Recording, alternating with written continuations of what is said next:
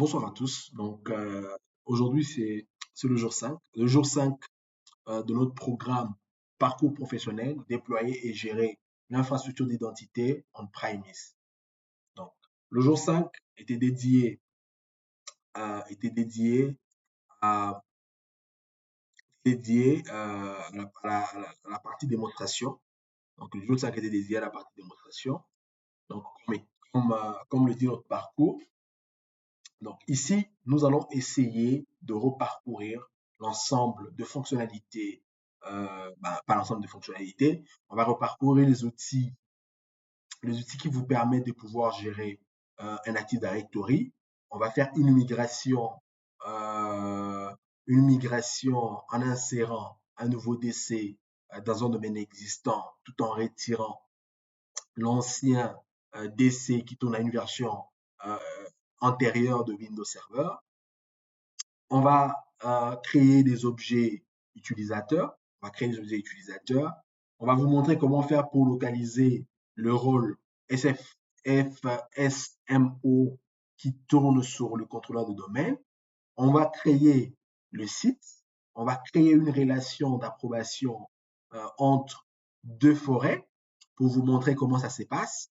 On va vous présenter une GPO qui permet à pouvoir euh, manager ou, je dirais, afficher les infos liées à l'OS en arrière-plan de chaque session.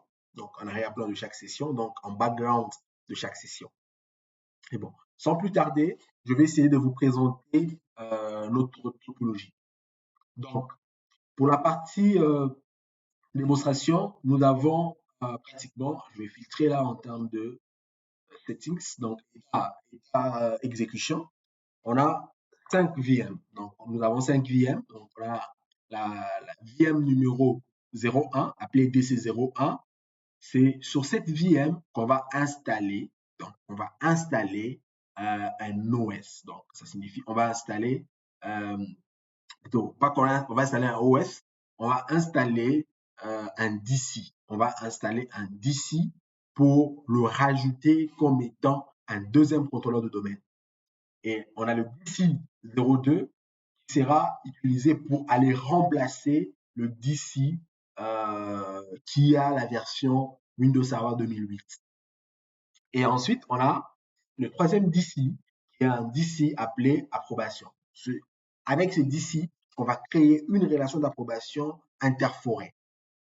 Et le dernier DC, le DC actuel, donc, qui est en train d'être utilisé, un DC qui a déjà un domaine appelé contoso.com.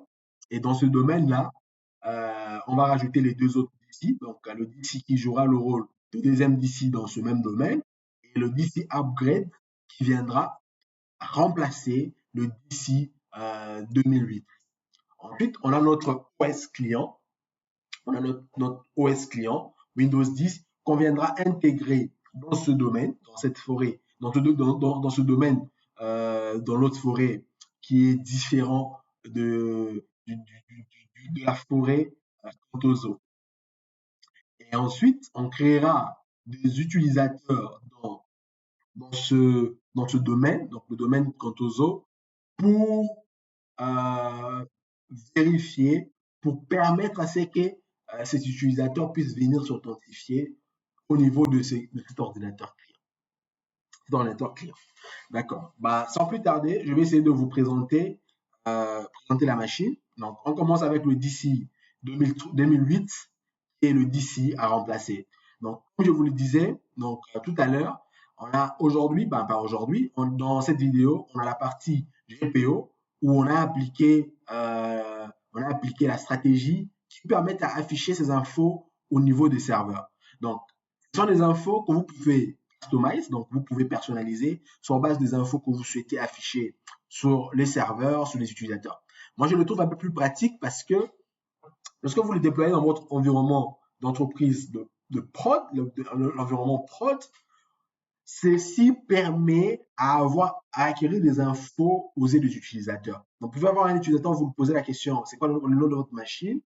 Au lieu de lui guider étape par étape comment faire pour retrouver le nom d'une machine le nom d'une machine dans un système Windows, vous lui demandez d'aller sur le wallpaper, donc vous lui demandez d'aller sur le background, la page ne papier peint, pour retrouver le nom de son ordinateur. Donc, un autre exemple, en anglais, c'est écrit hostname. Donc, hostname DC01, c'est le DC où nous avons, oui, DC-01. Donc, il y a une différence entre le DC-01 et le DC-01. DC-01, c'est le DC où il y a notre système Windows Server 2008 R2. Maintenant, cette machine, il y a le rôle Active Directory. Il y a le rôle Active Directory qui a la forêt contoso.com et il y a le rôle DNS. Dans ce rôle DNS, nous avons des zones inversées. Donc, on a des zones directes et des zones inversées. Donc, à partir des zones inversées, on n'a pas créé des zones inversées. Donc, on a gardé la config par défaut de déploiement d'un DC. Donc, aujourd'hui ou actuellement, nous avons que ces DC-là dans la forêt contoso.com. DC a pour IP la 192.168.1.4. Maintenant, on va regarder cet environnement comme vous le voyez là et je vais essayer de vous présenter encore la partie outils. Donc là, on a l'outil gestionnaire de donc serveur DNS, gestionnaire de DNS. Là, on a l'outil utilisateur et ordinateur Active Directory. C'est comme ça que ça s'est présenté dans le temps, dans le passé, avec les versions inférieures. Mais si c'est une console gestionnaire de serveur qui héberge toutes ces consoles-là sur base de rôles qui sont déjà déployés. Donc là, vous avez la liste de rôles. Donc on a que ces deux rôles-là qui sont déployés. Et une fois que vous accédez au niveau de rôle, vous avez toutes les consoles qui ont créé au rôle. Mais il y a aussi des consoles séparées. Entre autres, le rôle utilisateur et ordinateur Active Directory. Ici, vous permettent à manager directement dans une console séparée tout votre domaine. Donc, dans notre domaine, on a créé l'OU appelé Contoso. Et dans l'OU Contoso, on a deux OU qu'on a appelé utilisateur et workgroup. Workgroup, où on peut appeler, on peut appeler ça workstation. Donc, je vais renommer carrément. Je vais appeler ça workstation. Donc, workstation. J'appelle ça workstation. C'est ici qu'on va mettre les ordinateurs qui viennent s'intégrer au domaine. Ensuite, on a l'OU domaine contrôleur qui ne contient que le DC 0, qui est GC pour dire Global Catalog. Ensuite, toujours dans la partie Active Directory, nous avons le site et service Active Directory. Le site et service Active Directory, ça nous permet de lister tous les sites. Donc, par défaut, vous avez ce qu'on appelle un site default site. Default site, nous avons renommé en HQ. Et dans ce default site qu'on a renommé en HQ, on retrouve bien notre domaine, donc notre GC, donc le Global Catalog, appelé DC01, qui est dans le domaine contoso.com. Ensuite, on a créé un site appelé Lubumbashi. Dans ce site, il n'y a pas encore des serveurs. Donc, on prendra le nouveau serveur qu'on va installer, qu'on va rajouter dans son domaine, dans cette forêt. On va le déplacer, on le mettra. On va supposer qu'il se trouve au niveau du site Lubumbashi. Ensuite, le site Lubumbashi, en dehors du site, on a le subnet. Donc, dans la partie subnet, vous listez tout le subnet et entrez à votre site. Ici, par défaut, on a créé une IP, donc une IP 192.168.1.200/32 qu'on a relié directement au site de Lubumbashi. Comment on peut faire pour vérifier ça? On fait propriété sous réseau, on voit bien l'IP qui apparaît plutôt au niveau de sous-réseau. Cette IP, c'est l'IP qu'on a octroyé à notre PC à Windows 10. Donc, sans plus tarder, même là, on va pas l'utiliser parce que on va prendre le scénario où ce PC Windows 10 va aller dans l'autre domaine. Mais bon, cela ne tienne. on peut toutefois enlever dans le domaine, réintégrer dans l'autre domaine pour vérifier. Il y a une chose que je vais vous montrer. Donc, on va fermer, on va démarrer notre PC d'ici 01 sans tirer. Donc, on va l'ouvrir, on va s'authentifier. C'est ce PC-là où j'ai oublié le compte, mais bon, par défaut, je devais refaire. On va passer, on va prendre upgrade. On va prendre ce PC-là. On va prendre ça. Mais le temps qu'on prenne ça, je vais lancer juste un process pour, réutiliser cette machine-là. J'ai oublié le mot de passe que j'ai saisi dessus. Donc, pas de souci, pas de panique. Ça prendra moins de temps parce que les disques durs, j'ai un disque dur de base. Je vais créer un disque dur différentiel différenciation qui viendra greffer un autre disque dur. Et là, je vais l'appeler good. Good, je fais next, select. Je sélectionne le disque dur de base. Suivant, terminé, c'est fait. Ensuite, je démarre la session, je fais parcourir. Je prends avec good. OK. J'applique, OK. Je démarre mon Windows. Nickel. Ça va démarrer directement avec l'OS 2019. Donc, je vais m'authentifier. Ah, je pense que c'était ça la bêtise. Bon, j'ai mis le mot de passe. Et je me rappelle de ce mot de passe. Oui, c'est bon. Donc, j'ai démarré ma session en tant qu'admin. Donc, c'est un compte admin local parce que la machine n'est pas encore dans le domaine. La machine n'est pas encore dans le domaine. Donc, c'est bon. Je préfère qu'on le fasse en ligne de commande pour essayer aussi de vous montrer l'outil qu'on a présenté, le sconfig, lors de sessions. Je vais essayer un peu d'agrandir pour mieux apercevoir. Sconfig, je valide. Je suis dans l'outil sconfig. L'outil sconfig, c'est comme un gestionnaire de serveur, mais en ligne de commande. Pour les gens qui ne veulent pas taper les lignes de commande, pour qui ne connaissent pas les lignes de commande en CLI, de CMD, qui ne connaissent pas les lignes de commande PowerShell, ils peuvent utiliser l'outil sconfig, ce qui se retrouve au niveau des serveurs. Donc, c'est un VB script. Lorsque vous tapez sconfig, c'est un menu comme vous le connaissez. Donc, on a le 1 pour intégrer une machine au domaine. Donc, par défaut, là, on sait voir que cet ordinateur, ces serveurs se trouvent dans un workgroup, donc un workgroup, donc un groupe de travail appelé workgroup. Le nom de l'ordinateur, c'est le nom là par défaut générique de Windows. Et ce qui va plus m'intéresser, c'est là, je vais renommer mon serveur. Donc, je taperai l'option 2, je valide. On va me demander de saisir le nouveau nom du serveur. Donc, je tape DC01, je valide. On me demande de redémarrer maintenant ou pas. Je vais faire non, parce qu'il ne suffit pas de changer le nom. Je vais encore changer d'autres configurations. Deuxième config à faire, pour moi, c'est la partie fuseau horaire. La partie fuseau horaire, je le trouve où? Je le trouve au niveau de heure et date. Donc, je vais faire 9. Ensuite, une fois que je fais 9, je change de fuseau horaire. Je vais le matcher avec le fuseau horaire de mon DC principal. Donc, j'utilise Afrique centrale ouest. J'applique. Donc, le fuseau horaire a été changé. Une autre chose que je devrais changer, c'est l'IP. Donc, je vais définir l'IP sur la carte. Je fais 8. On va me lister toutes les cartes réseau qui sont présentes au niveau de mon ordinateur, de ma VM.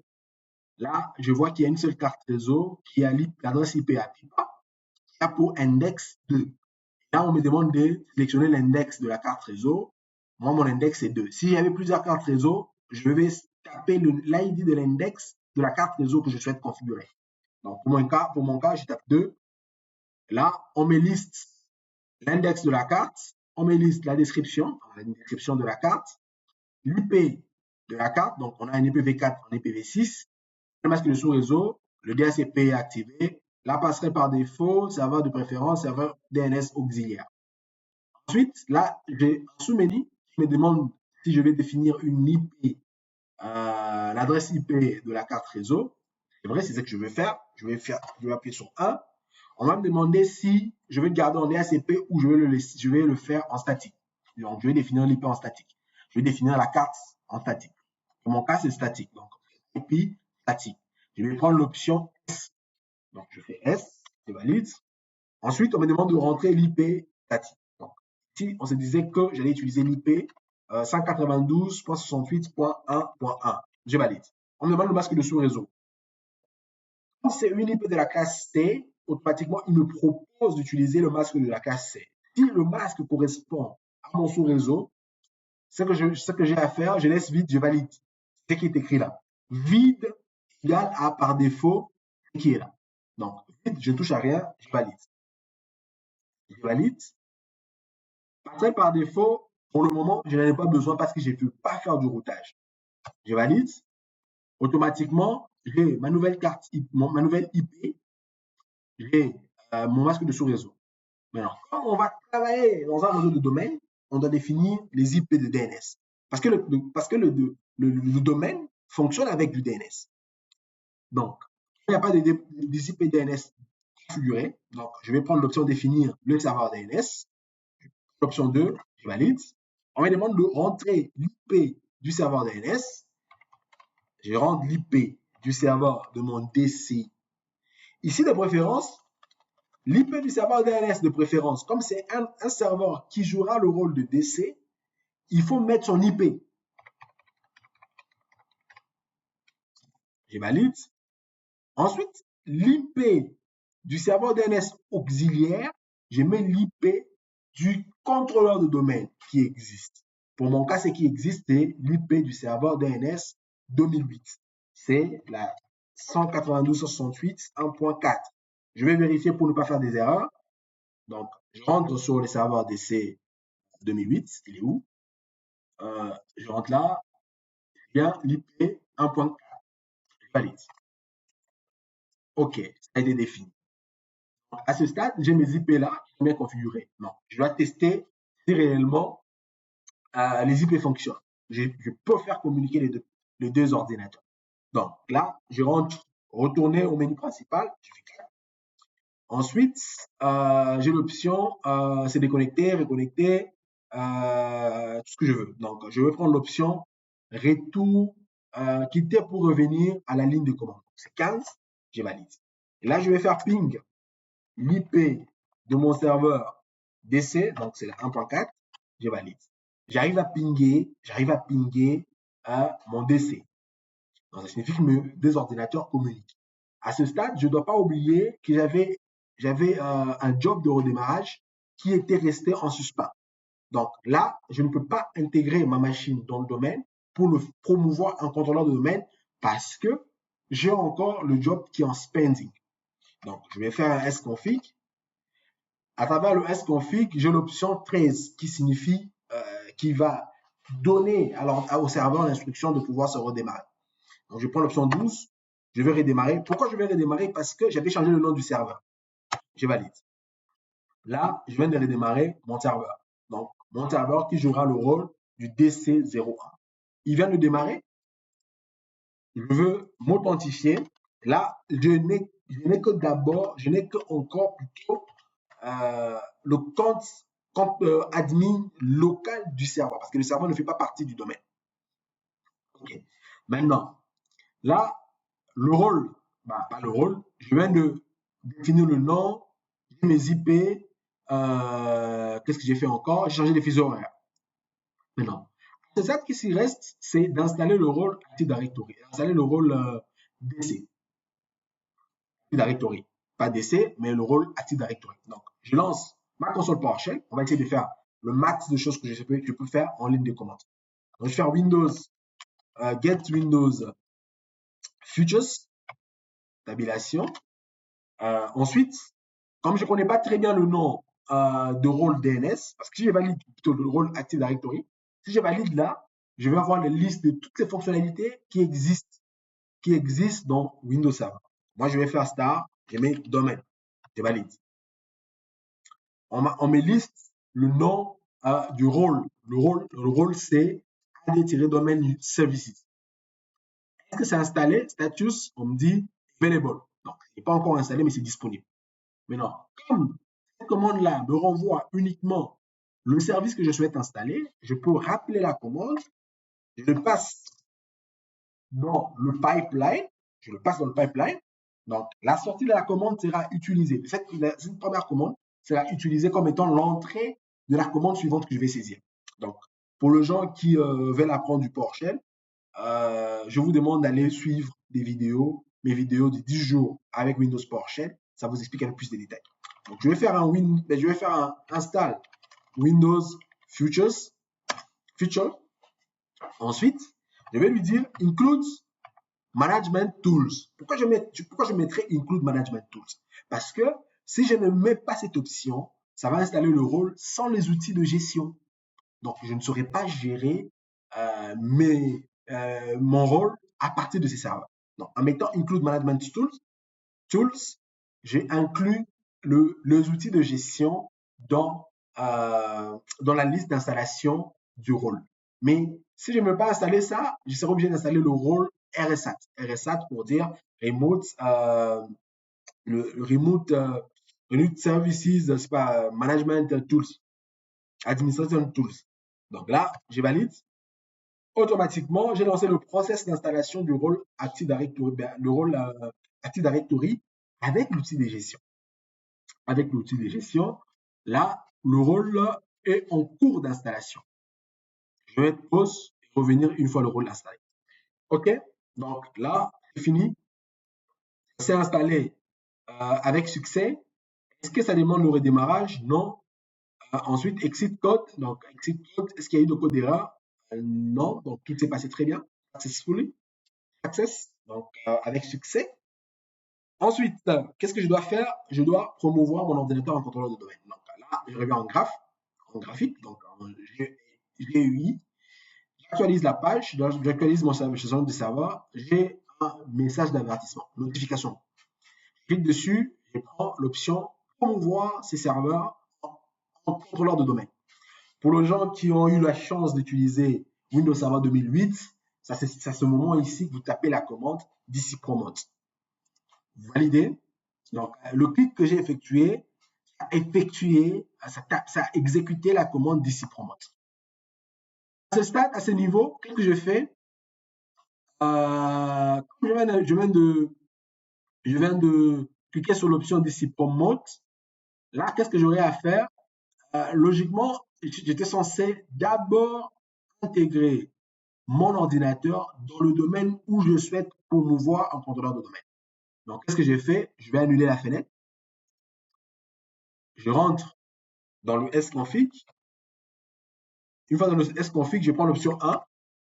Ensuite, je prends D pour dire, donc joindre le domaine. Donc, je vais le joindre dans le domaine. Le nom du domaine, c'est contoso.com. Je valide. Le nom du compte qui est autorisé à ajouter la machine dans le domaine. Donc, ici, ça serait administrateur. Je valide.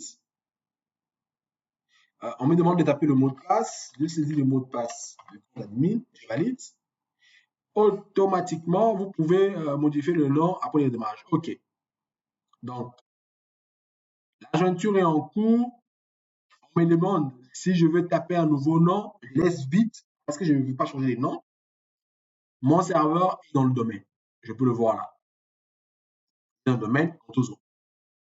Si je rentre sur mon serveur 2008, je vais dans le rôle, je vais dans l'outil utilisateur et ordinateur Active Directory. Je vais dans Computers, je vois le DC01. Je peux déplacer, je vais créer un autre OU que j'appellerai serveur. Ensuite, je prends mon objet, je fais un drag and drop vers l'OU souhaité. Donc, j'ai DC01, D01 qui est 2008, et le DC01 qui est mon serveur que je viens de rajouter. Une fois que le serveur a été rajouté, je vais maintenant relancer. Je vais d'abord actualiser pour que ça change. Ça quitte de workgroup en domaine. Je vais promouvoir les serveurs en contrôle de domaine. Automatiquement, Vous avez bien remarqué, avant de joindre au domaine, je n'avais pas l'option domaine qui apparaissait. Je n'avais pas l'option utilisateur actuel. Maintenant, là, j'ai trois options. J'ai l'option ajouter un contrôleur de domaine dans un domaine existant. Et j'ai l'option ajouter un nouveau domaine à une forêt existante et ajouter une nouvelle forêt. Moi, ce qui m'intéresse là, c'est ajouter un contrôleur de domaine dans un domaine existant. Je fais next. Ça refuse. Pourquoi ça refuse? Parce que j'utilise le compte admin local de ce serveur pour pouvoir promouvoir le nouveau serveur en contrôle de domaine. Chose que ce compte n'est pas connu au niveau du domaine. Donc là, je vais faire modifier. Je veux entrer le compte administrateur du domaine et je saisis son mot de passe. Je valide. Je fais suivant. Ce qui va se passer, là, on va me lister si je souhaite aussi configurer les DNS sur ces serveurs. Comme le but, c'est d'avoir deux serveurs Active Directory pour une redondance. Donc, je veux aussi le faire passer pour un serveur DNS. Et il est aussi d'office un catalogue global parce que je ne vais pas déployer un RODC. Si c'était pour déployer un RODC, je cocherai l'option RODC. Ensuite, j'ai le nom du site. Dans quel site que je souhaite mettre ce contrôleur de domaine? Je peux le lister. J'ai le HQ, le site que je vous ai montré sur le 2008. J'ai le Lubumbashi. Pour mon cas, pour mon exemple, je choisis Lubumbashi. Je vais mettre ce contrôleur de domaine sur le site de Lubumbashi. Donc, on le considère qu'il est sur le site de Lubumbashi, qui est le site distant. Ensuite, je saisis le mot de passe de récupération du service d'annuaire. Ce mot de passe, je vous recommande de le laisser quelque part, car ça vous sera bénéfique lorsque vous souhaiterez récupérer la base Active Directory. Suivant. Suivant. Ensuite, là, j'ai l'option d'installation à partir du support, donc le IFM. Cette option permet à éviter une saturation de la bande passante. Dans le cas où, je suppose que la liaison WAN que vous avez intersite est de 1 méga, 2 mégas, 3 mégas, et la base de données de votre Active Directory est tellement immense que la réplication viendra ralentir la liaison WAN. Donc, vous allez créer une base de données, vous allez générer une base de données Active Directory que vous allez mettre sur une clé USB. Vous allez avec sur le site distant et vous pouvez installer votre contrôleur de domaine tout en récupérant la base de données locale qui est au niveau de votre flash et le charger au niveau du nouveau contrôleur de domaine. Bon, pour mon cas, comme j'ai une bonne liaison, entre les deux sites, je n'ai pas besoin de faire le install from media. Je ne veux pas cocher cette case. Ici, la zone de réplication, je veux faire répliquer ce DC avec tous les DC qui fera partie de cette forêt. Raison pour laquelle je les laisse tout le contrôleur de domaine. Sinon, si je voulais uniquement qu'il réplique depuis un DC spécifique, je sélectionnerai ces DC-là spécifiques. Et suivant. Là, j'ai le chemin de la base de données Active Directory, donc la copie que tu vas avoir. Donc, c'est va s'héberger dans le C, Windows NTDS, C Windows NTDS et C Windows 6 volts pour le dossier 6 volts. Je laisse par défaut. Suivant. Suivant. Il y a un résumé de toutes les options que j'ai prises. Ces résumés-là, je peux générer un script PowerShell qui va me permettre de pouvoir déployer en ligne des commandes. Pour mon cas, ce n'est pas ce que je souhaite faire. Je vais fermer. Suivant. Ici, il va effectuer une vérification de la configuration. Est-ce que je respecte la configuration IP sur une carte avant de pouvoir installer un contrôleur de domaine? Donc, toutes ces vérifications-là seront effectives. Si je respecte toutes les conditions, on va mettre en vert, sinon ça va passer au rouge. Je fais install.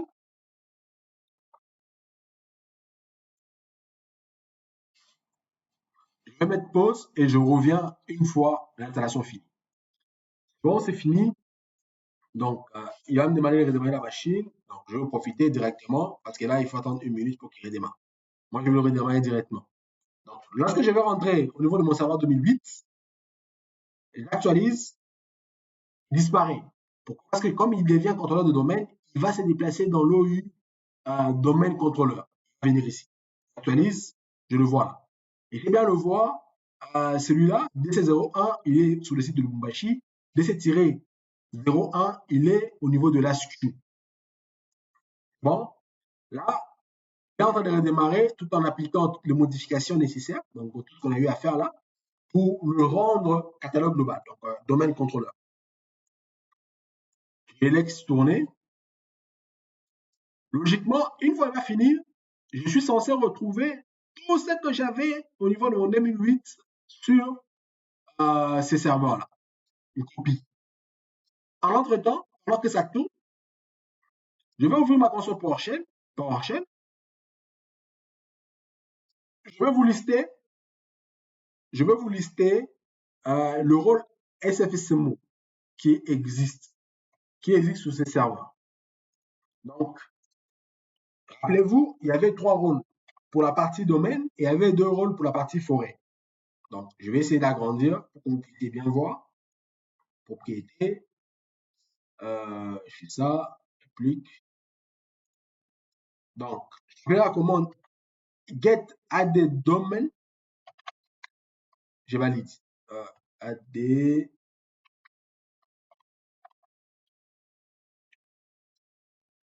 get add. Bon, je pense que c'est la version de PowerShell. Je reviens sur l'autre. Je reviens sur Windows Server 2019.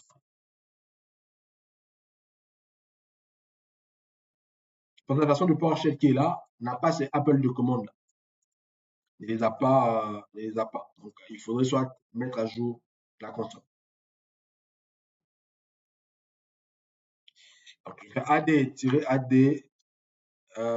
get-AD, add domain. OK. Ensuite, je vais faire select object. Dans select object, je vais prendre infrastructure. Bon, je vais carrément lancer à partir d'ici. Est-ce que j'aurai beaucoup d'infos? Oui, j'ai beaucoup d'infos. Donc, ce qui m'intéresse plus à ce niveau, donc je vais agrandir pour que vous puissiez bien voir. Ce qui m'intéresse plus à ce niveau, c'est le rôle FSCMO. Là, on a le rôle infrastructure maître, donc maître, il est sur le DC01, il est là-bas. On a le PDC Emulator, il est sur le DC-01. L'autre, on a le RID Master, il est sur l'autre serveur. Donc, on conclut que le 3 rôles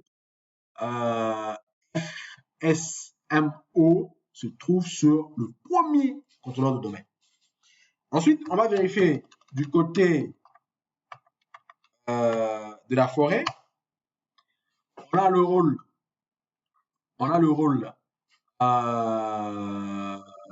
schema master, il est sur l'autre serveur. On a le rôle domain naming master, il est sur le premier contrôleur de domaine. Donc, on a bien vu, il est en mode, le niveau fonctionnel est en mode Windows Server 2008 R2. Le niveau fonctionnel du domaine est en 2008 R2. Mais on a pu joindre le serveur 2019. Si on avait un serveur 2003, on ne pouvait pas le joindre. Bon, okay. Là, c'est bon, ça a été rajouté. Donc, ici, pour juste vérifier, on va lancer l'outil utilisateur et ordinateur Active Directory. On fait voir l'arborescence de mes UIO comme ce que j'avais en 2000 sur le 2008 R2. En dehors de cet outil, on a l'outil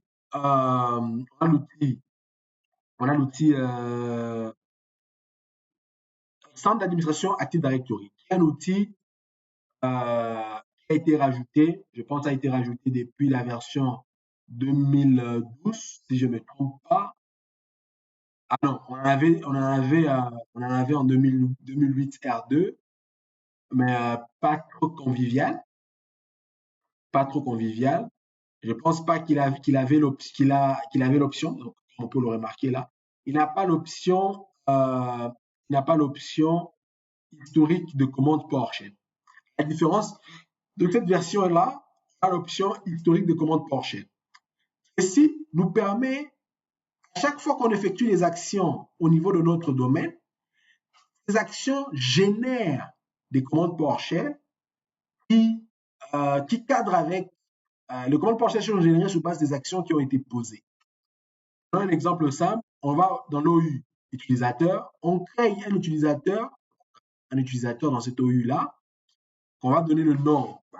Je vais donner le nom d'héritier, prénom héritier. Je vais écrire mon prénom héritier. Je vais bien écrire. Hop. Nom, je mets mon nom. Okay. Ensuite, j'ai le UPN, donc le nom de connexion. Je dis que ce sera comme ça. Condodo.com. Et j'ai SAMA account qui a été répété, le password, donc le mot de passe, je vais mettre le mot de passe, à moi, ok, on valide, c'est bon. Ensuite, ce que vous voyez au rouge, ce sont des options requises. Vous êtes obligé de le mettre pour créer. Ceux qui ne sont pas en rouge, vous n'êtes pas obligé. Ceux qui n'ont pas le dièse, le star ou c'est pas comment vous appelez ça, le symbole de star, vous n'êtes pas obligé de le mettre. Donc là, on est sur le bureau, messagerie, tout ce qu'on peut mettre. Fonction, je vais dire c'est IT, je dirais infrastructure manager. C'est IT infrastructure manager. Donc je clique sur OK. Vous voyez, ça a généré les commandes PowerShell qui sont cadrées avec l'action menée de créer un utilisateur. Tout ça là. Donc je peux le copier, je peux le ramener dans PowerShell, je peux utiliser ces commandes-là pour créer l'utilisateur en lot. Mais bon, aujourd'hui, ce n'est pas l'objectif. Donc, je vais créer l'utilisateur. Je peux le vérifier sur l'ancien DC, actualise. Il n'est pas encore là parce qu'on n'a pas encore répliqué. La réplication ne s'est pas encore effective. Je veux revenir au niveau comment faire pour accélérer la réplication. Je lance la console site and service. Je vais au niveau de mon serveur. Et c'est là, je fais clic droit, répliquer la configuration à partir, donc ça vient d'ici vers les autres. Répliquer la configuration sur le contrôleur de domaine sélectionné. Donc des autres vers ici. Je clique dessus. Je vais faire ça même 2 fois ou 3 fois. OK. Ensuite, je reviens de ce côté, j'actualise. Toujours rien. J'actualise là. Voilà, je revérifie de l'autre côté. Là, est-ce que. Ouais, il est ici. Est-ce que là, il est là? Pas encore. J'actualise de ce côté-là. Pas encore. Je vais vérifier plutôt la communication intersite de mon site. Déjà pour commencer, je vais essayer de virer ça. Je vais mettre nulle part sur 0 site. Est-ce que les intersites sont là? Effectivement, ça permet de mettre les liens entre les deux. Le coût, la réplication, ça réplique à tout moment. Ça, c'est bon. Le coût, c'est bon. Je vais créer juste le site.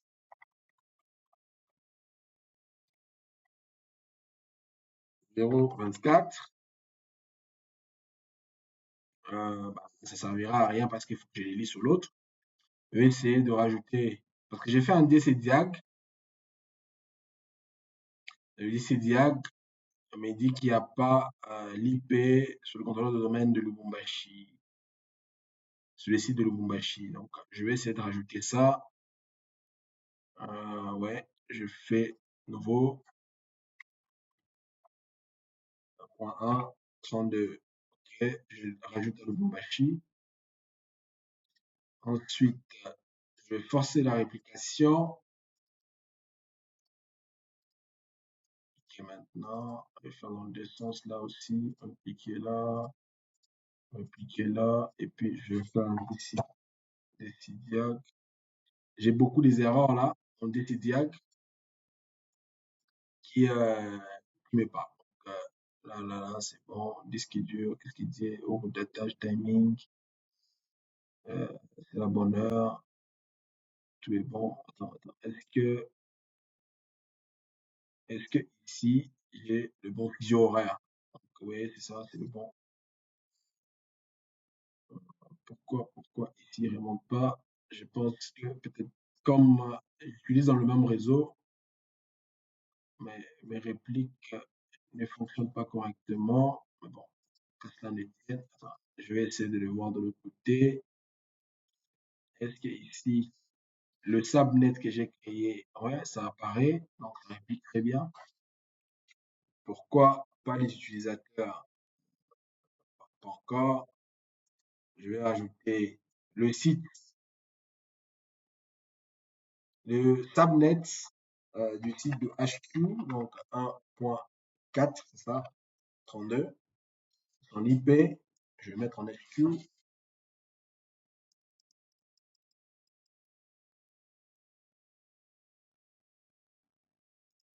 Ok, bon. Pendant que ça tourne, ou pendant que ça tourne, on va essayer d'avancer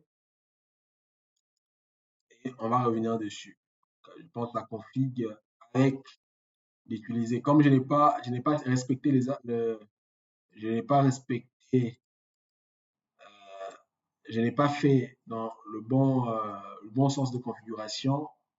J'ai créé des sites, mais je n'ai pas utilisé le même subnet. Je n'ai pas utilisé les subnets comme si c'était sur deux réseaux différents. Je pense que c'est ça le problème. Je n'ai pas défini ça comme ça. Donc, on va voir. Les temps qu'on fasse le lab. Ah, voilà, il a répliqué. Il a répliqué. Donc, il fallait forcer. Il a fini par répliquer l'utilisateur. Mais bon, quand ça ne tient. OK. On pense. Donc, on a l'utilisateur de ce groupe-là. Ben, cet utilisateur-là, on va créer un groupe qu'on va appeler IT groupe. Vous vous rappelez, on a parlé des étendues. Donc, on a une étendue universelle, globale et global, domaine local et universal. On a le type security et le type distribution. Mais bon, pour le moment, on va le mettre en universel. Universel, c'est pour qu'il soit vu aussi dans une autre forêt.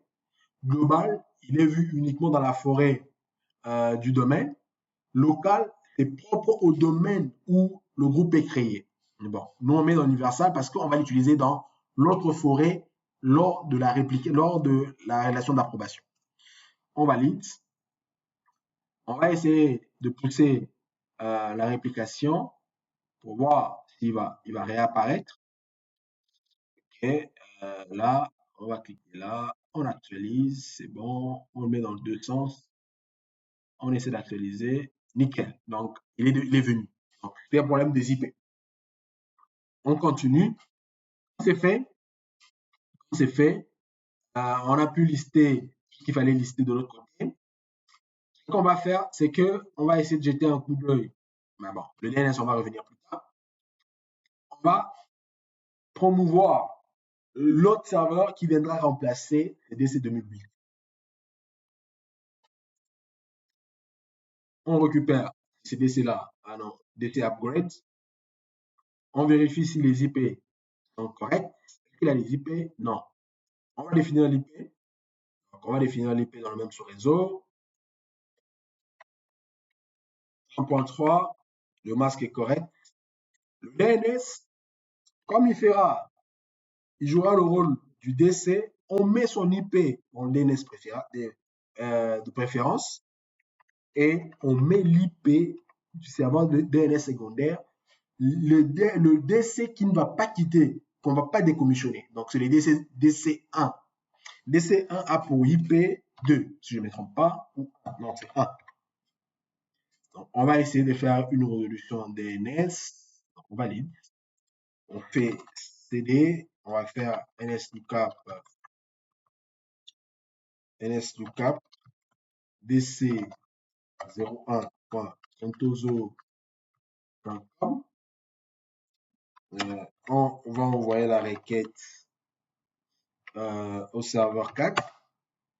Non, il ne répond pas. 1.4, c'est bon.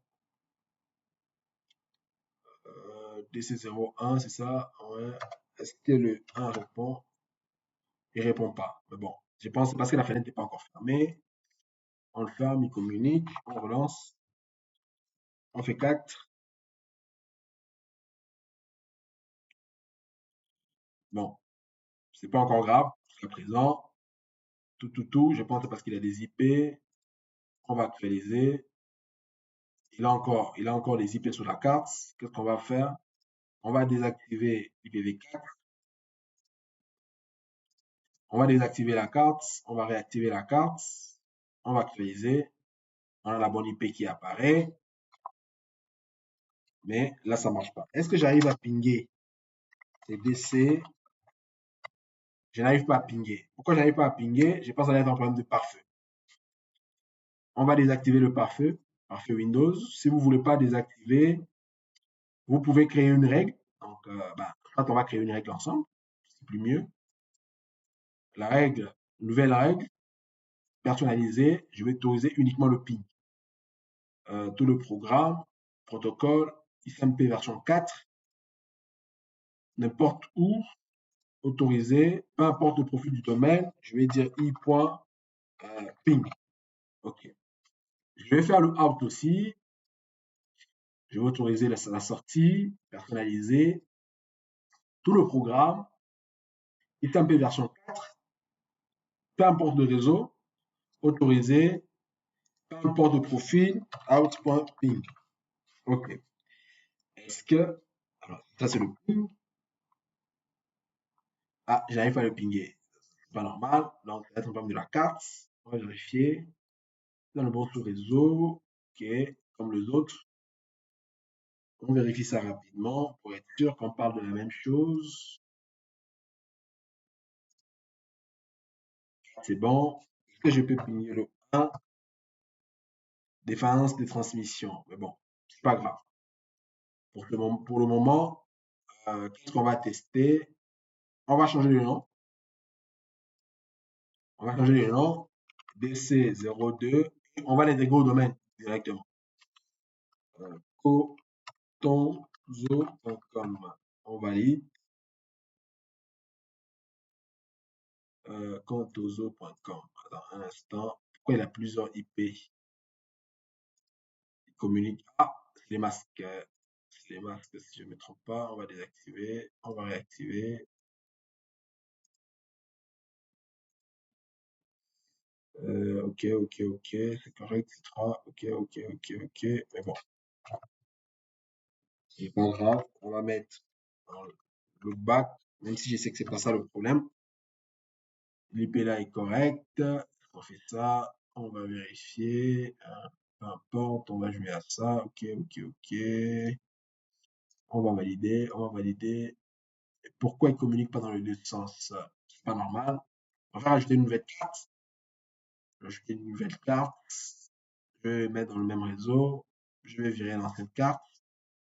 Je vais appliquer. Oui, je sais ce que je fais. Nickel. Est-ce que j'ai une nouvelle carte? Oui, j'ai une nouvelle carte qui cherche à un point. C'est quoi? C'est 2. Oui, c'est 2. J'avais mis 3. Oh, je vois, je comprends pourquoi. C'est en conflit. C'est le 2 ici. Le 3 est déjà utilisé par l'autre. Ah, on valide, et la communication ne déçoit pas. Nickel, ça marche. Je reviens là. Je vais faire un NSLOOKUP dc1.contoso.com. Je mets l'adresse de DNS pour faire une résolution extérieure. Ouais, nickel, ça marche. La résolution fonctionne. Là aussi, je peux résoudre avec l'autre. Donc, c'est bon. Voilà. Au moment, là, on va attaquer l'intégration de domaine. C'est dans la même optique. On refait la même configuration et on va transférer le rôle FSMO. Je mets mon compte admin. Je valide. Nickel.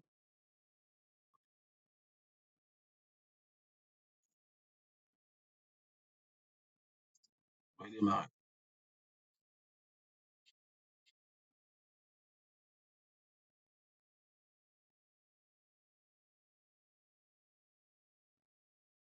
OK. Pendant qu'il redémarre, bon, c'est bon. Donc, on peut vérifier là, il est là. Il est bien rajouté. On va se connecter ici.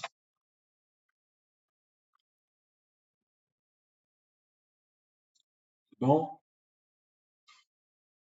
on va le faire un peu plus rapidement parce que c'est la même opération qu'on a fait précédemment. De toute façon, on va le faire en graphique. Suivant, suivant, suivant. Ce qui nous intéresse, c'est service ADDS. Suivant.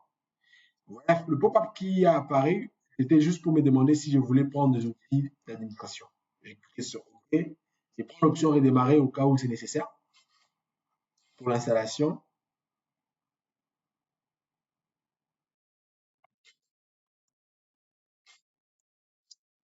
Quand ça s'installe, on va se décider. Soit on déplace le rôle FSMO de là vers celui-là ou de là vers l'autre unité, à euh, l'autre serveur DC.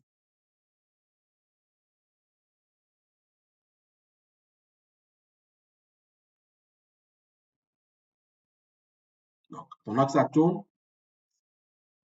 euh, qu'est-ce que je vais faire? On attend que ça tourne. Pendant que ça tourne, on considère c'est bon. Promouvoir, on va le promouvoir en contrôleur de domaine, dans un domaine existant. Suivant. Attention, le compte.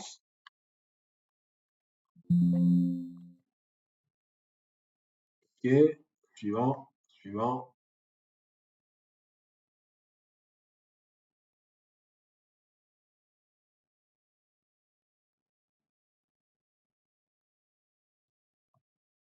OK. Le mot de passe de récupération. Là, je le mets où? Je le mets en HQ parce qu'il va remplacer l'autre. Mais attention, comme je vais le mettre là, je vais rajouter son IP. Non, je ne vais pas faire la délégation. New source, sélection ces sites-là. 32. Nickel. OK. Avec tout le monde. Suivant, suivant, suivant.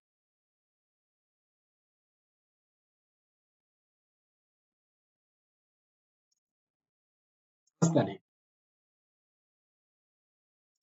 OK, c'est fini. Je vais redémarrer. Je vais redémarrer. OK, nickel. Ça a pris l'avance. Je vais le redémarrer rapidement.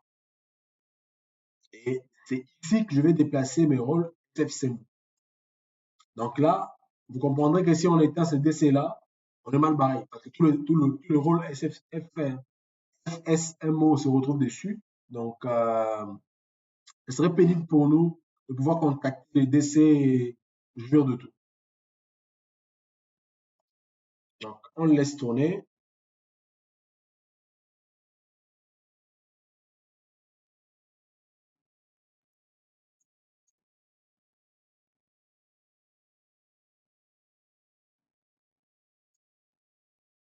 Je vais mettre côte à côte l'autre version de Windows. Ensuite, bon, ça m'intéresse plus. Ça reste comme ça. Là, on peut vérifier si j'en ai deux maintenant. Bah, j'en ai trois. Parce que j'ai trois contrôleurs de domaine dans la même forêt. Applique la configuration. Le temps qu'il applique la configuration, on va jeter un coup d'œil rapide au niveau de GPO. On t'authentifie sur un DC.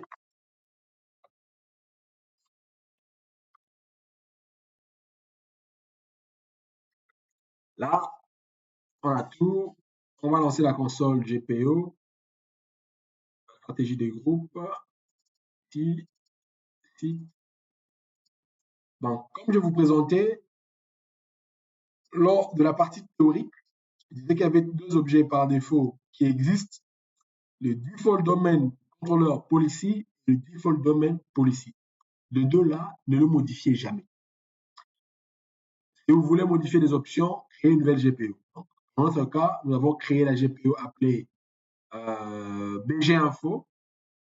Cette GPO qui nous permet de avoir ces infos au niveau de l'arrière-plan de l'utilisateur. Donc, vous pouvez le personnaliser comme vous voulez. Vous pouvez le mettre sur l'utilisateur, vous pouvez le mettre sur le serveur. Ensuite,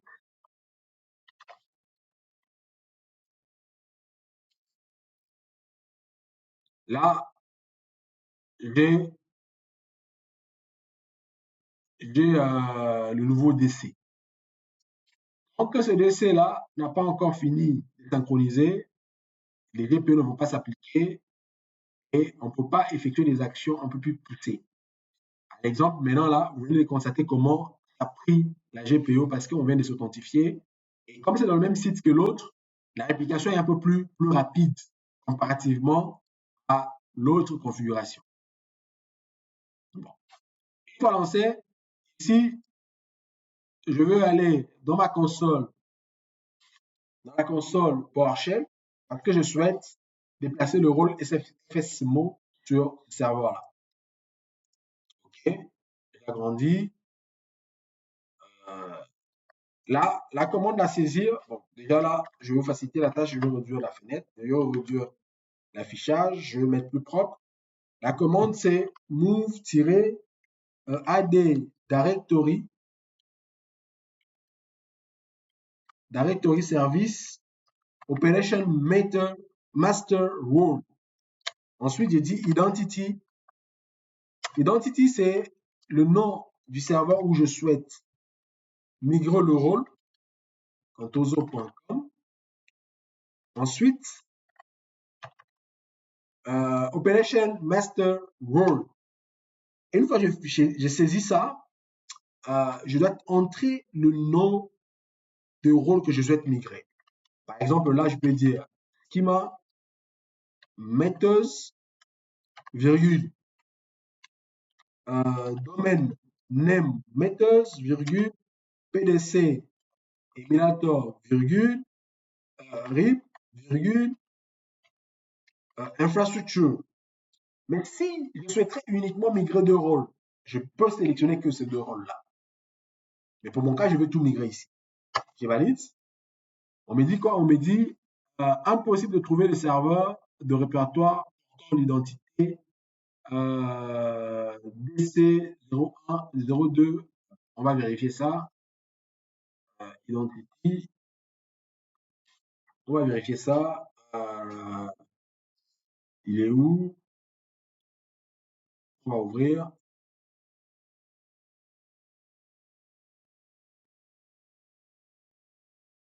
On va ouvrir et on va vérifier si la réplication est bel et bien effective. Effectivement, 02 est là. Et pourquoi il refuse? Pourquoi il refuse? On va réessayer.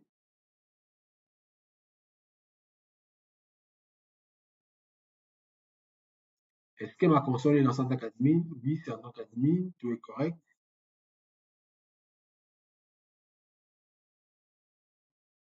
Tout est correct. Je rappelle la commande, j'effectue. Contoso. Bon, je préfère essayer de copier pour être sûr. Je n'ai pas fait des bêtises. Je vais copier. Et puis ça.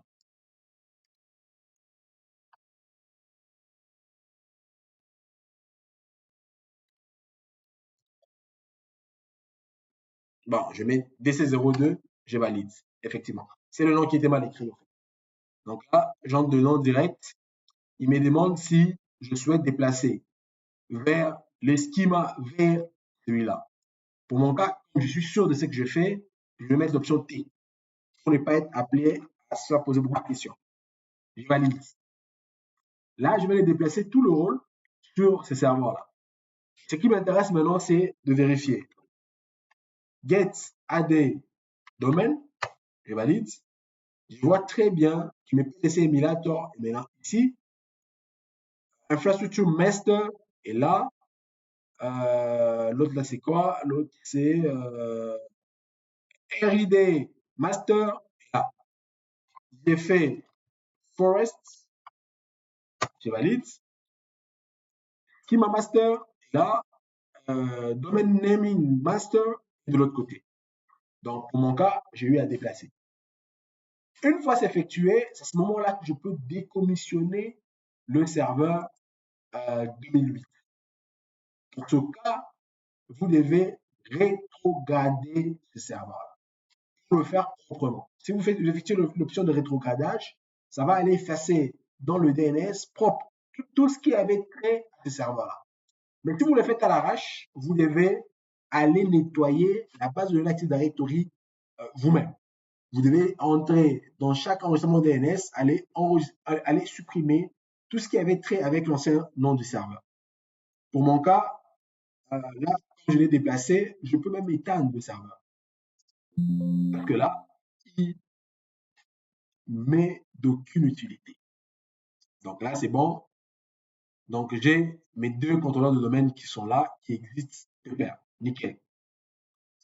Je vais juste me rassurer que le DNS auxiliaire de ce serveur-là ne pointe plus sur l'ancien serveur.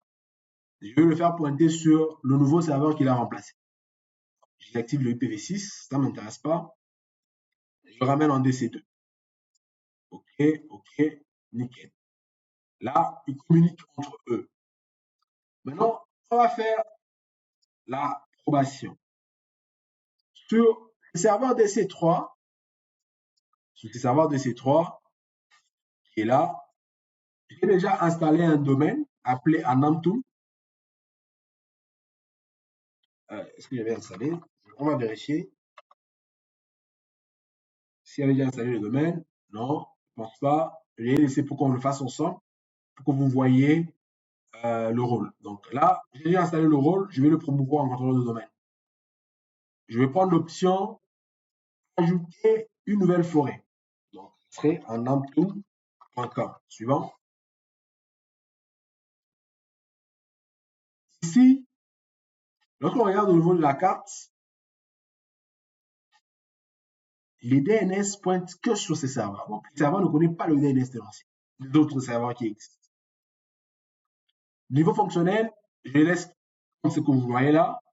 On va définir l'IP, le mot de passe plutôt, de récupération, suivant. Suivant. Le NetBIOS du domaine, ça va mettre un Amptum là. OK. Suivant.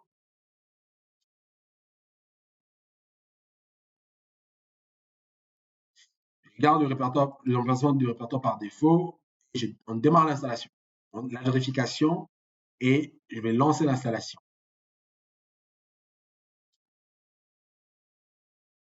Nickel, la vérification. On installe, on le rend propriétaire de la forêt, on installe un domaine dessus. Maintenant, pendant que c'est en train d'installer, on va essayer d'anticiper. L'anticipation, qu'est-ce qu'on va faire? Nous allons effectuer les prérequis pour créer une relation d'approbation. C'est quoi le prérequis? C'est de créer des zones de transfert DNS. Donc, on va rentrer sur l'un des serveurs DNS du domaine Contoso.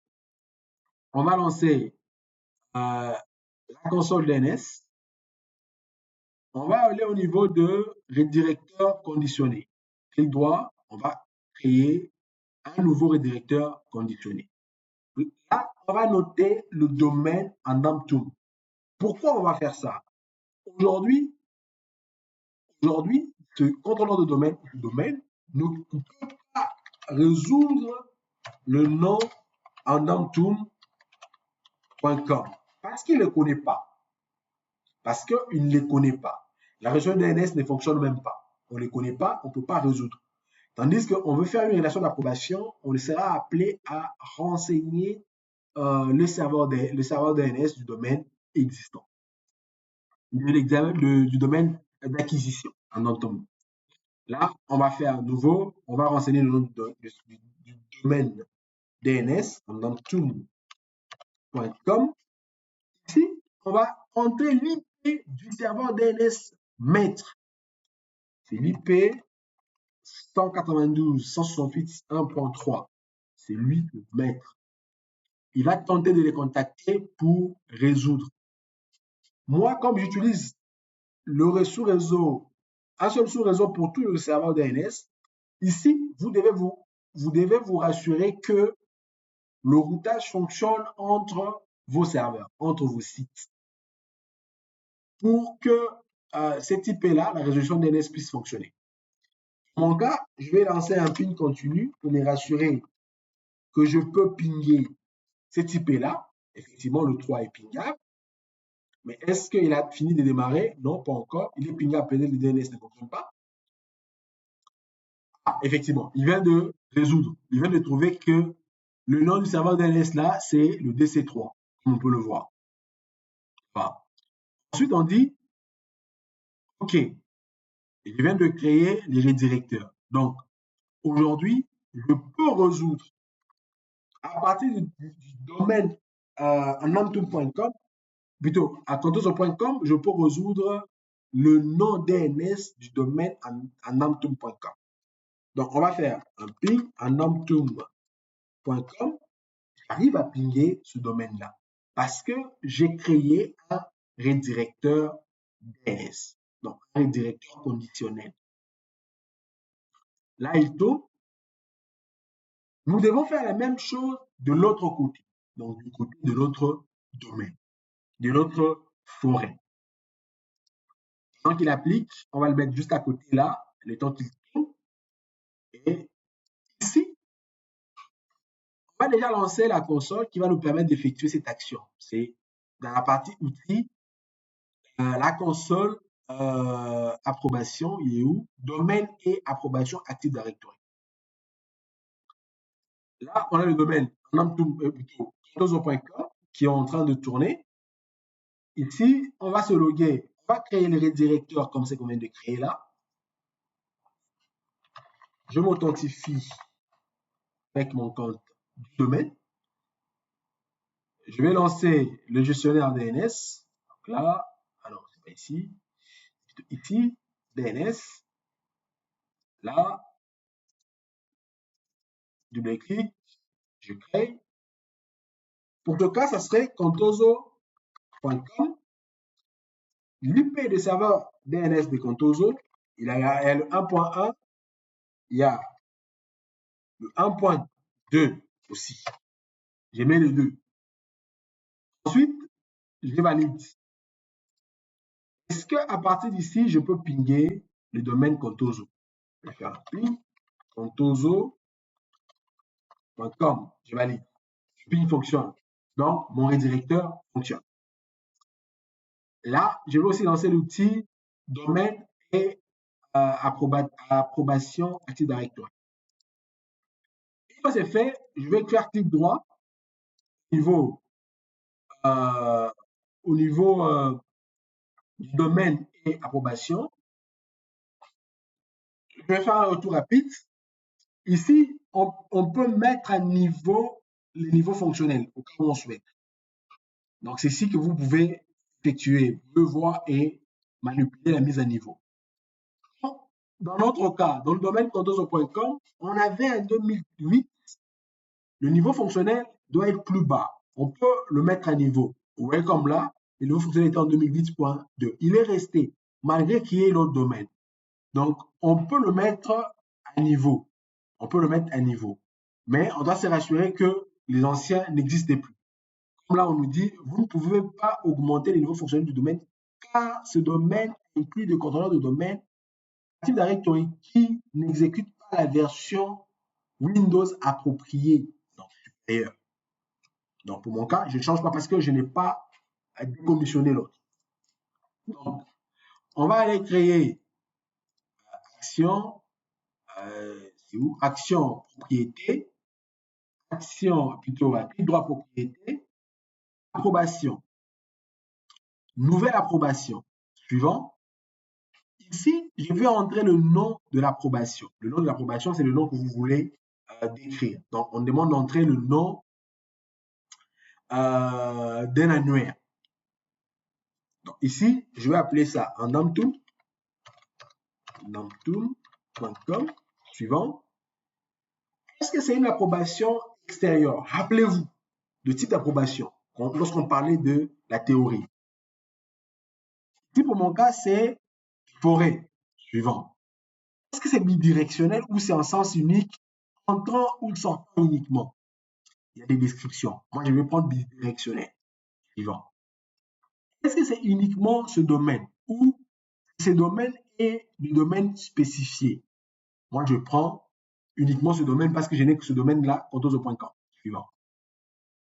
L'authentification pour toutes les ressources de la forêt, où je vais faire de l'authentification sélective. Moi, je prends tout. Le mot de passe de l'approbation. Je définis un mot de passe. Suivant. Suivant. Suivant. Je confirme la partie sortie. Je confirme la partie entrant. Terminé. J'ai créé la relation. Je vais venir faire la même chose. Suivant. Contoso.com. Suivant.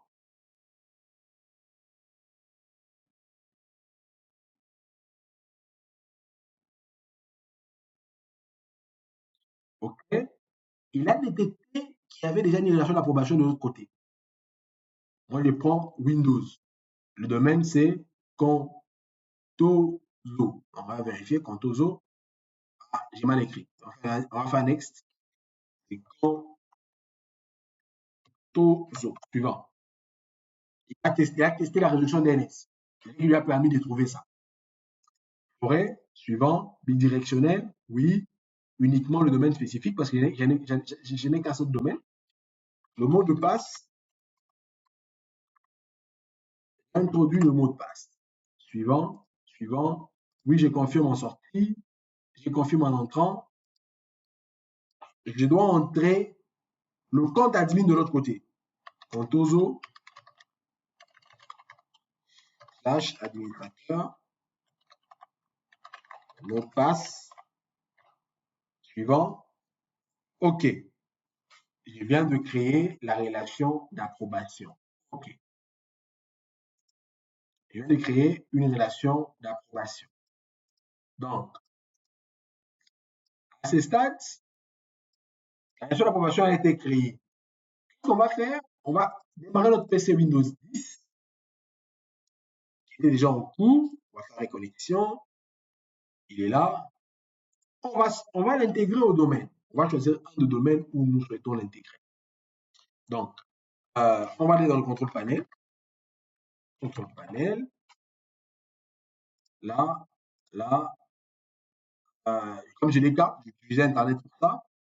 Ben, on va profiter pendant que ça fait ça. On va télécharger. On va télécharger Windows Admin Center. OK. On va le télécharger. Télécharger. On le prend rapidement pendant que ça tourne. Oui. Pendant qu'il tourne, on va vérifier les configurations TCP/IP. Ici, j'avais prévu de le mettre dans le domaine Namtool, d'où les DNS du serveur en Namtool. On va taper dessus. C'est OK. On va laisser comme ça. On va l'intégrer dans le domaine. On va là. On va ici, propriété, avancée. Là, modifier, non, c'est pas ça, c'est plutôt l'autre, sorry, modifier, domaine, andamtum.com. On valide. Il fait un DNS, le genre DNS, j'ai saisi le mot de passe du compte admin. Il est intégré dans le domaine. Vous rappelez-vous, je disais que lorsque la machine est intégrée dans le domaine, automatiquement, il va créer un objet du compte administrateur, du compte ordinateur. On va le vérifier. Là, on va dans ordinateur, dans ce contrôleur, ordinateur, il est là, Windows 10. Hein. On va revenir, dans le domaine et le download est fini. Je vais juste déplacer ces downloads là, je vais mettre sur le C. Pourquoi? Parce que lorsque je vais me connecter avec l'autre compte, je dois être capable de pouvoir le retrouver. Alors, pour tester, on va redémarrer. Rappelez-vous, au niveau du domaine Contoso, on n'a pas de compte utilisateur qu'on a eu à créer. Le compte du domaine Anantum, on n'a pas le compte utilisateur créé. Là, nous allons utiliser le compte héritier qui se retrouve dans le domaine Anantum pour venir se loguer sur cette machine. On va là, on va saisir le compte. Qu'est-ce que j'ai fait? Contoso.com. Non, j'ai mal mis le mot de passe.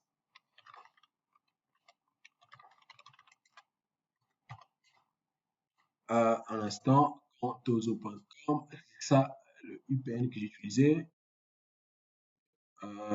Contoso, c'est ça. Bon, je vais utiliser Metanama Accounts. Contoso, comme ça.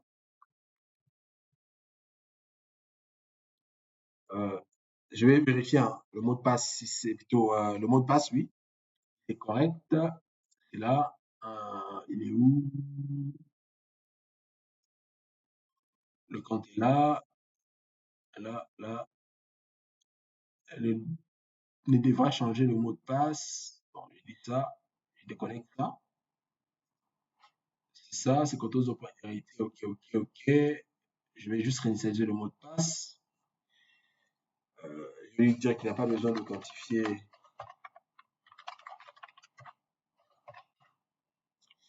C'est fait. C'est ça. On va entrer le mot de passe. Attention, on lui dit, c'est parce que j'ai mis en mode bureau à distance, je désactive. Je vais me reconnecter. Contoso, tape le compte.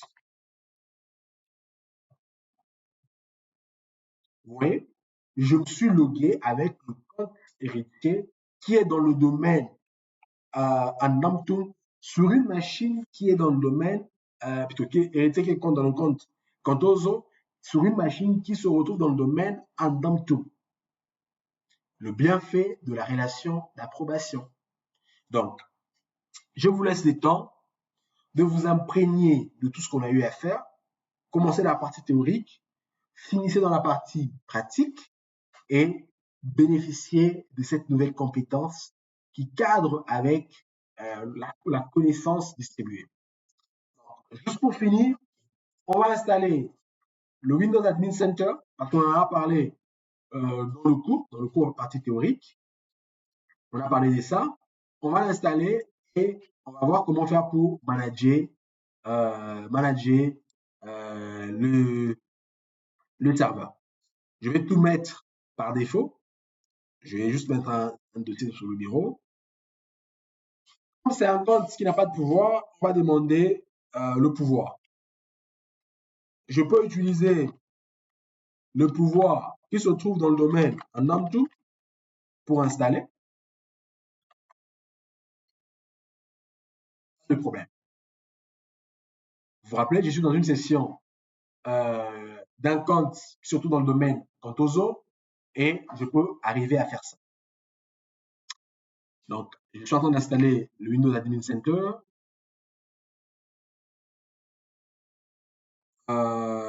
On va vérifier l'Admin Center. On va ouvrir la console Admin Center.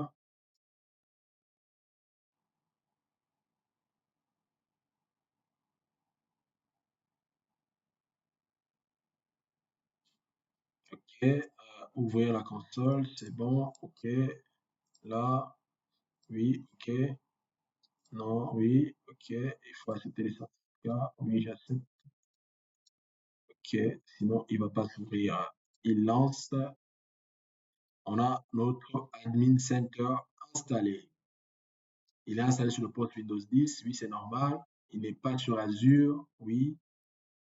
Catalogue d'extensions. On va accéder pour voir si on peut le rajouter. C'est bon, ça a été rajouté. On va rajouter les serveurs qu'on souhaite manager.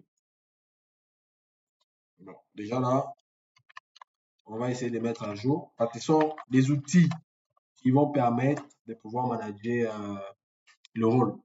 Ça, il a demandé de le mettre à jour. Là, qu'est-ce qu'on va faire? On va rajouter un serveur. Il va vérifier les connexions.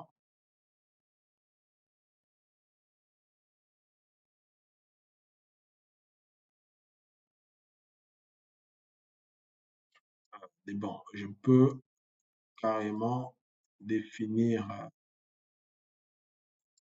identité. Attends, la page est plantée. Oui, ça a planté. On peut autoriser.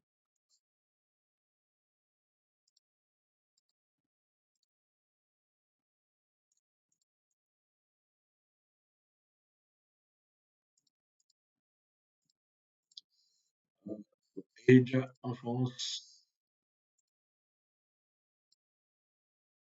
Oui, on valide. Ok, ça c'est bon, ça c'est bon. Euh, Connecté en tant qu'admin, ok, ça c'est bon. Connecté avec le bon compte. On va faire ça. Ressources, toutes les ressources, ajouter. Serveur, ok. Là, je peux l'importer à partir d'Active Directory. DC03, ok. Il est là, je le vois, je le sélectionne, j'ajoute. Une fois il est ajouté, je peux le manager maintenant à partir de là. Donc, je vais cliquer sur OK. C'est bon. Il y a les mises à jour d'extensions qui sont disponibles. Euh, je vais carrément essayer de mettre à jour les extensions. C'est les extensions qui vous permettent de gérer le rôle. Pour notre cas, est-ce que déjà j'ai Active Directory? Je ne sais pas. Est-ce que j'ai les disponibles? Oui, on va chercher Active Directory ici. Il est là. On va l'installer. Oui. En dehors de ça, est-ce qu'on peut installer les DNS?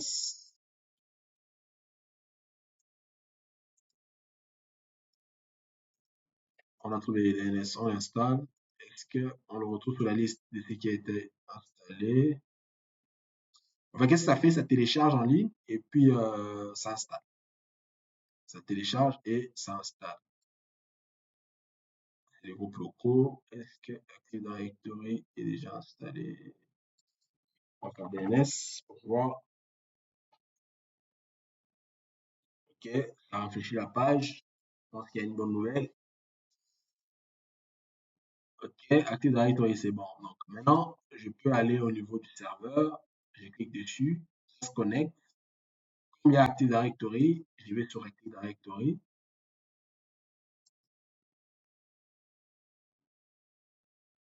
Je vais fermer ça en recharge. Ok, nickel. Donc là, j'ai l'aperçu général de mon DC à partir d'ici. Donc le nom, j'ai le nom, j'ai le domaine, j'ai l'OS, le disque, la RAM, ainsi de suite. Processeur virtuel, logique. J'ai la consommation en, en affichage, en graphique. Tellement qu'il y a de mise à jour, ça va commencer à m'embêter là. Donc, on va aller au niveau du DNS, vidéo d'Active Directory.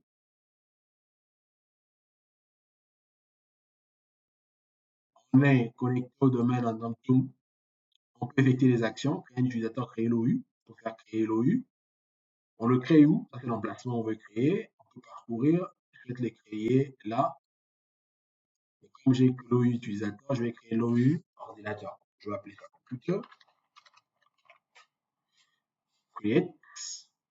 Je vais créer l'unité d'organisation computers. Lorsque je rentre là, j'actualise ma page. C'est où? C'était là. Il est là. Donc, ça marche. C'est nickel. Donc, on peut créer ça comme ça. On peut créer l'utilisateur. Là, on va créer l'utilisateur.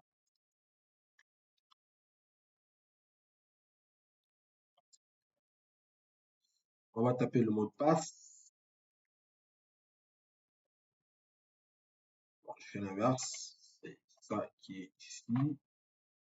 C'est ça qui est ici. Ça, c'est les noms, noms de compte. Je vais mettre ça. Je le mets où? Je le mets ici. Je le mets là. Je le mets OK. Create.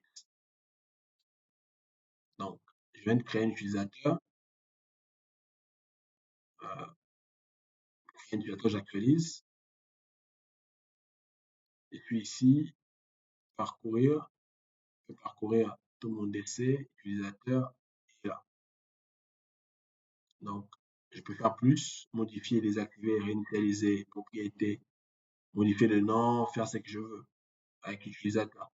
Groupe d'appartenance, le gérer là. Je peux le rajouter. Donc, vous pouvez jouer avec ça, avec tout le rôle que vous voulez, manager, tout ce que vous voulez. Vous pouvez le faire. Vous pouvez le faire à partir d'ici. Donc, c'est une console qui est 100% web. Il est en cours de développement. Il n'est pas encore fini à 100%. C'est en train de changer et petit à petit, comment on appelle, ça va commencer à évoluer. Ça va commencer à évoluer. Donc, laissez un peu le temps et laissez le temps que ça puisse plus évoluer. Mais ça a déjà évolué énormément depuis la première version jusqu'à cette version. Donc, vous pouvez le tester. Merci beaucoup. Au revoir. À la prochaine.